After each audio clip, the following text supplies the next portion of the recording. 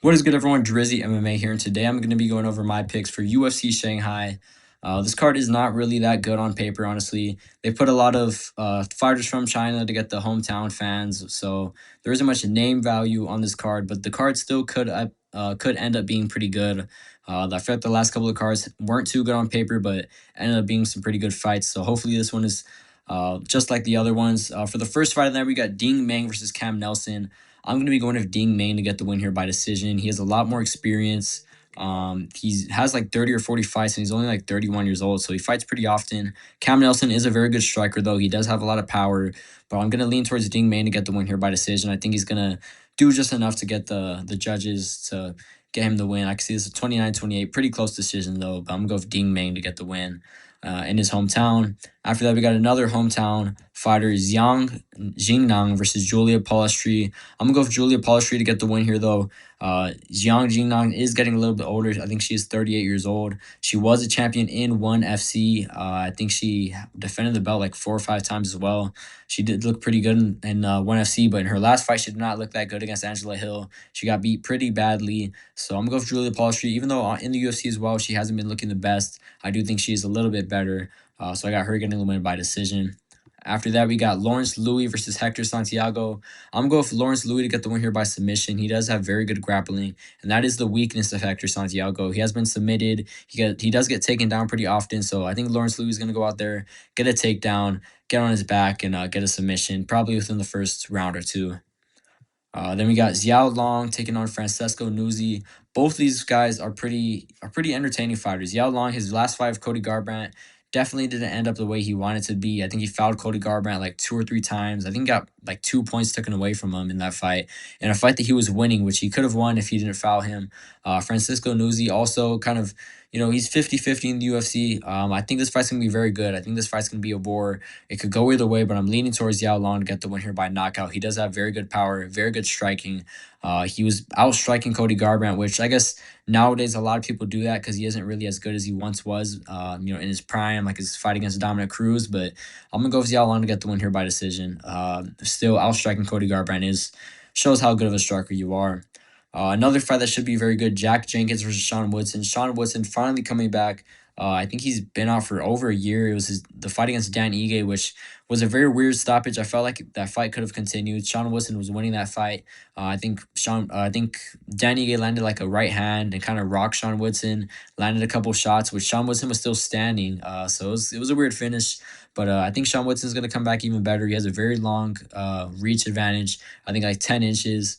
So I think he's going to stay on the outside, use that jab. I think Jack Jenkins is going to try to eat up his legs, try to mix up the grappling, get in the clinch.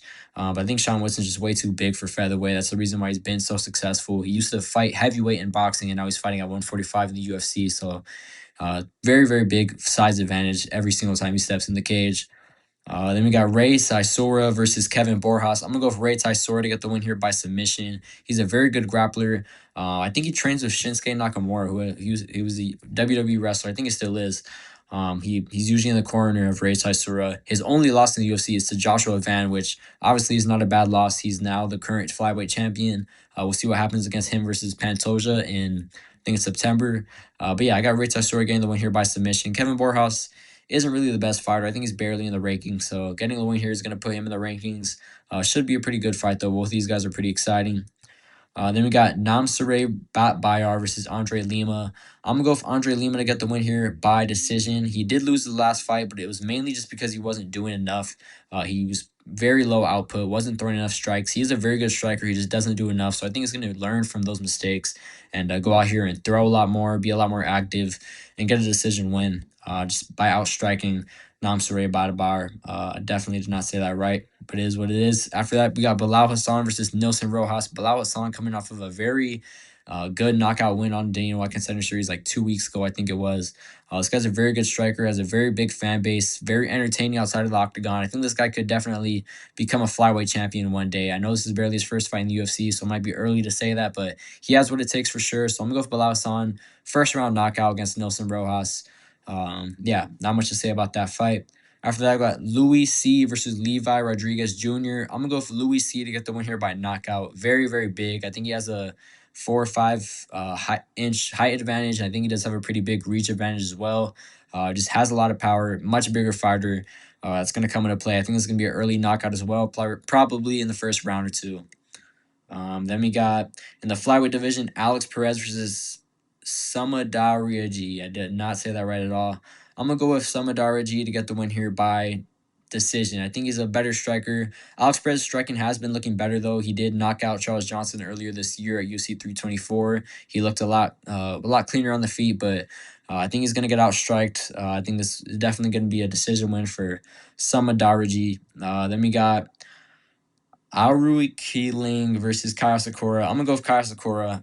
He did not look too good when he first came to the UFC at flyweight. I think just the weight cut was affecting him a lot. But his last fight against Patchy Mix, which again is not really a good win, he did go out there and knock out Patchy Mix. Look very good. I think bantamweight is gonna be a much better division for him. I think just the weight cut. I think he's gonna be a lot bigger in there at bantamweight, so he should look pretty good. I'm gonna go with Kyle Sakura to get the win here by knockout as well. I think this will be a first round or second round knockout for Kaya Sakura. Then we got Yang Xiaonan versus Denise Gomez. I'm gonna go for Yang Xiaonan. I am actually I do think she's pretty underrated. She did lose to Zhang Weili, which is not a bad loss at all. Zhang Weili's been on a pretty big win streak, aside from the loss to Shevchenko last year. But Yang Xiaonan is a very good striker. Denise Gomez is as well, but this is a big jump in competition. I got Yang Xiaonan getting the win here by decision. I think she's going to use those leg kicks, her jab. Just it might be a kind of boring fight, but I think Yang Xiaonan will do enough to get the win by decision.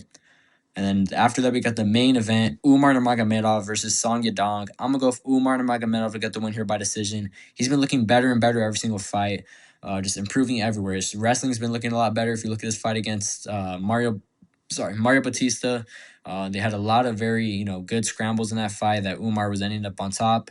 He does get hit a lot, though, and Song Yadong does have a lot of power, so, Song Yadong might be able to pull off the upset in his hometown and get a knockout finish, but I think it's very unlikely. I think, Umar's going to go out there, wrestle him to a decision. This fight might not be the most entertaining as well, but it is what it is. Umar is a very good fighter. I think if he wins this fight, he might get the next title shot, depending on who wins between Merab and Yan. I think if Yan wins, then they definitely should make Yan versus O'Malley 2. I think if Merab wins, then Umar versus Merab 2 would be another good fight. So we'll see what happens, though. But I got Umar Nurmagomedov getting the win here by decision. Overall, this card is not really too good. Hopefully, it ends up being better than it is on paper. But let me know you guys comments, or let me know if you guys picks in the comments down below. I'll see you guys all in the next video. Peace out.